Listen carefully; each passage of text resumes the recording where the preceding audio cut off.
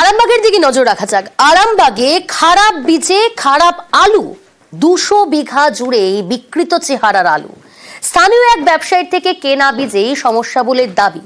আর এই খবরের জেরে এবার পদক্ষেপ। সেই ব্যবসায়ীকে সরকারি সহায়ক মূল্যে আলু কেনার নির্দেশ দিল প্রশাসন। গতকালই আমরা এই খবর দেখিয়েছিলাম, আর তারপরই তৎপর প্রশাসন এবং আলু ব্যবসায়ীকে নির্দেশ দেওয়া হয়েছে। ক্ষতিগ্রস্ত চাষিদের থেকে আলু কেনার সময়সীমাও বেঁধে দেওয়া হয়েছে।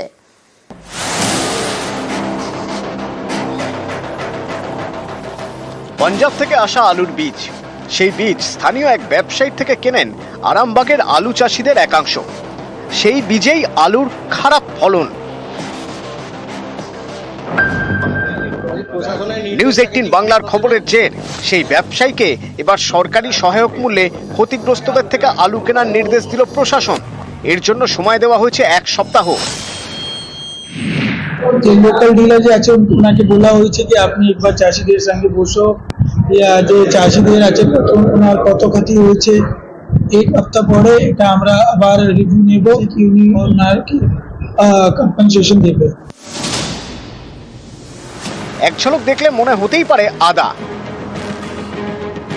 কিন্তু তা নয়, এটা আলু। কোনোটা আবার দেখতে পুতুলের মতো, বেশিরভাগই টেরা বাঁকা অদ্ভুত সব আকৃতির। 1-2 বিঘা নয়, প্রায় 200 বিঘা জমিতে এমনই বিকৃত আলুর ফলন হয়েছে। এতেই মাথায় হাত পড়ে যায় আরামবাগের মলয়পুর 1 নম্বর পঞ্চায়েত এলাকার আলু চাষিদের। স্থানীয় এক ব্যবসায়ী থেকে পাঞ্জাব থেকে আসা ওই আলুর বীজ কেনেন আরামবাগের মলয়পুর, কেশবপুর, বাছানারি সহ বেশ কয়েকটি গ্রামের কৃষকরা। চাষিরা আশা করেছিলেন আলু ঘরে উঠলে 2 পয়সার মুখ দেখবেন, কিন্তু আলু তুলতেই চক্ষু চড়ক গাছ। বিঘার পর বিঘা জমিতে অদ্ভুত আকৃতির সব আলু, তাতেই মাথায় যেন আকাশ ভেঙে পড়ে। রবিবার এ খবর দেখানো হয় নিউজ 18 বাংলায়।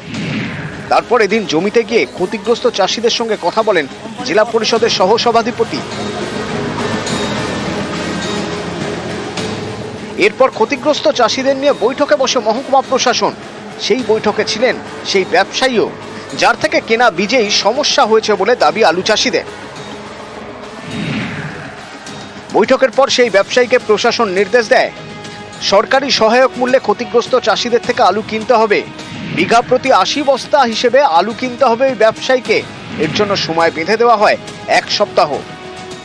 আপনাদের এই চ্যানেলে দেখানোর পর ওখান থেকে সমস্ত কিছু পদক্ষেপ নেয়, সর্বসম্মতভাবে সিদ্ধান্ত নেওয়া হয় যে 1 সপ্তাহের মধ্যে আমরা আলু ভাঙবো, সরকারি দাম অনুযায়ী আমাদেরকে দাম মিটিয়ে দেবে। 1 সপ্তাহের মধ্যে টাইম বেঁধে দিই।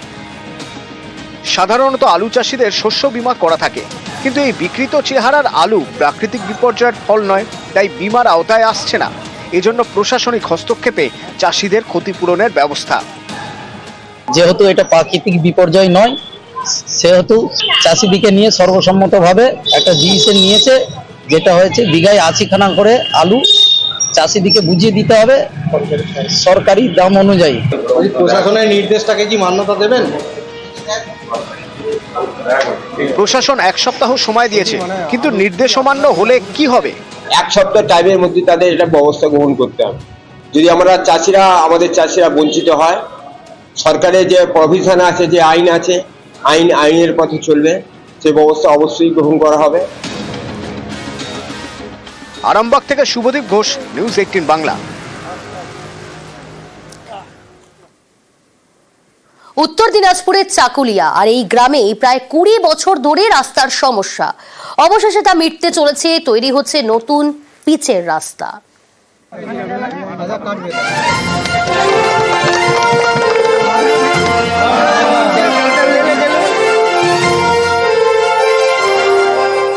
প্রায় 9 কিলোমিটার রাস্তা এবড়ো খেবড়ো, গাড়ি যায় লাফিয়ে লাফিয়ে, রাস্তায় চাকা গড়ালেই ধুলোয় ধুলো।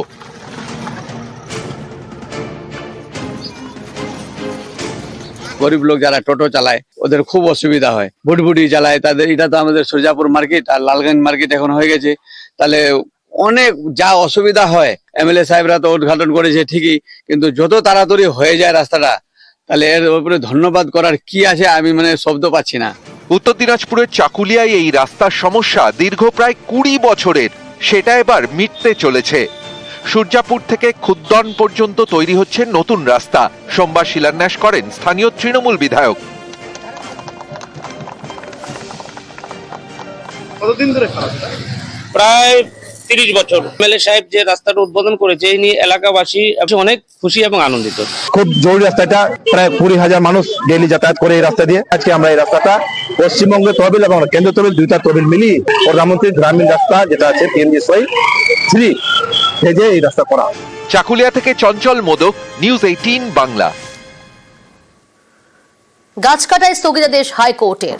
বাঁকুড়ার কতুলপুরে গাছ কাটায় স্থগিতাদেশ, 1055 গাছ কাটায় স্থগিতাদেশ। শিহর পঞ্চায়েত প্রধানের বিরুদ্ধে এমন অভিযোগ, বেআইনিভাবে গাছ কাটার অভিযোগ। ডিএফওর রিপোর্ট তলব বিচারপতি সিনহার। গাছ কাটা বন্ধ রাখতে কতুলপুর থানাকে নির্দেশ। গাছ কাটলে তো আমাদের পরিবেশটাও নষ্ট হচ্ছে। আমরা প্রচুর খুশি, কারণ এখানে তো মানে গাছগুলো কেটে দিলে তো পুরো মানে চারদিকে আর সেরকম গাছ নেই, মানে ছাড়া মানে মানুষজনরা যে এসে বসবে মানে সেইটুকু আর জায়গা থাকবে না। গাছ কাটা তো সম্ভব নয়। ধরুন আমরা চাষিবাসী মানুষ, খালে জল খাই, আবার গাছপালা দিয়ে থাকি, বসতে হয়। গাছ কাটা মানে তো মানে প্রাকৃতিক ভারসাম্যটাও তো নষ্ট হয়ে যাচ্ছে সব। সরকারি হোক আর বেসরকারি হোক, যাতে গাছ না কাটে, গাছ যাতে থাকে, সেটাই কিন্তু আমাদের সুবিধা। আজকে যে আদালতে রায়টা দিয়েছে এটা কিন্তু আমরা খুব খুশি হয়েছি এবং এইটা ওনাদিকে ধন্যবাদ জানাচ্ছি যে গাছটা কাটার উদ্দেশ্য সব নয়। প্রত্যেকটি আদিবাসী ছেলেরা ওখানে খেলাধুলা করে এবং আশ্রয়েতে থাকে, এই জন্য আমরা বড় গাছগুলো ভেবেছিলাম, কিন্তু সরকারি মত ছাড়া আমরা গাছ কাটবো না। দেগঙ্গায় পিএইচির জায়গার গাছ কেটে বিক্রি, বহুমূল্যের একাধিক গাছ কাটার অভিযোগ। পিএইচির এক কর্মীর বিরুদ্ধেই এমন অভিযোগ। 40 বছর আগে পিএইচিকে জমি বিক্রির দাবি অভিযুক্তের। জমি বিক্রি করে দাম না মেলায় গাছ কাটার দাবি।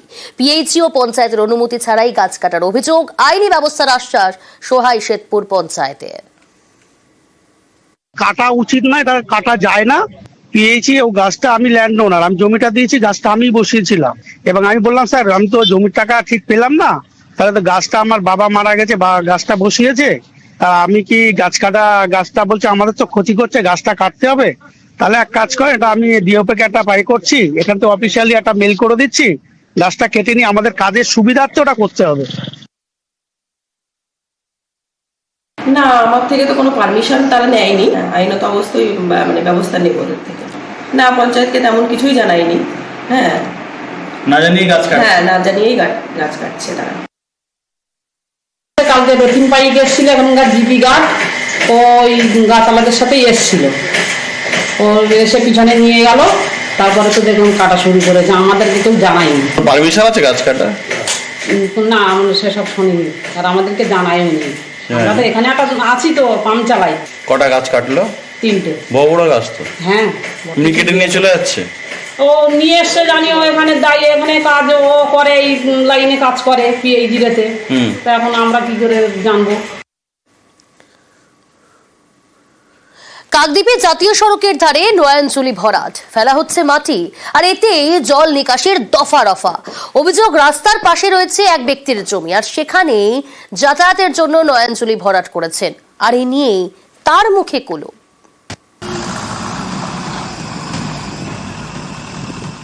জাতীয় সড়কের পাশে নয়নজুলি, সেই নয়নজুলির একাংশ মাটি ফেলে ভরাট।